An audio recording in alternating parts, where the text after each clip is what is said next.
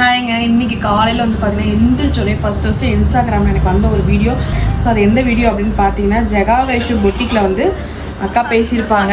எல்லாரும் ரேட்டு கம்மி பண்ணி போடுறாங்க, நம்மளும் வந்து ரேட்டை வந்து அடி மட்டத்துக்கு போடுவோம். ஸோ இதே தான் நான் எவ்வளோ நாள் ஃபீல் பண்ணியிருக்கேன். எல்லாருமே பார்த்தீங்கன்னா அவ்வளோ கம்மியாக ஒரு 50 ருபீஸ் வச்சு கொடுத்தா போதும், 100 ருபீஸ் வச்சு கொடுத்தா மட்டும் போதும். நிறைய பிஸ்னஸ் ஓனர்ஸ் வந்துட்டு இருக்காங்க.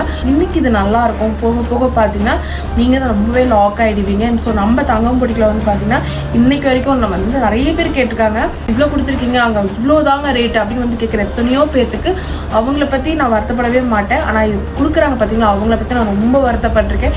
ஒரு தரமான குவாலிட்டி, ஒரு நியாயமான ரேட்டுக்கு வச்சு கொடுங்க. அது உங்கள் ஓன் பில்டிங்காக இருக்கட்டும், இல்லை ரெண்டலாக இருக்கட்டும். அக்கா சொல்லியிருப்பாங்க இந்த வீடியோவில். இன்னும் சொல்லப்போனால் மார்க்கெட்டில் ரொம்ப இன்றைக்கி எல்லாத்துக்குமே ஒரு first quality, second quality, third குவாலிட்டிங்க ரேட்டில் அதே பேட்டர்னில் அதே மெட்டீரியல் அதே மாதிரியான சாரீஸ் வந்துட்டு தான் இருக்குது. ஃபர்ஸ்ட் ஆஃப் ஆல் ஒரு ப்ரைஸை நீங்கள் கம்பேர் பண்ணுறதுக்கு முன்னாடி அதோட குவாலிட்டியை பாருங்கள். 100 ரூபாய் லாபத்துக்கு வச்சு கொடுத்து உங்கள் பிஸ்னஸை நீங்கள் லாஸ் பண்ணிக்காதீங்க. அதே நேரத்தில் 200%, 500% ப்ராஃபிட் வச்சு உங்கள் கஸ்டமரை நீங்கள் லூஸ் பண்ணிடாதீங்க. அதுதான் நான் இன்னைக்கு இவங்க சொன்னதில் எனக்கு ஒரு பெரிய ஹோப்ஃபுல்லாக இருந்துச்சு. நம்ம கரெக்டான பாத்வேல தான் போயிட்டுருக்கோம் அப்படின்னு. தேங்க்யூ.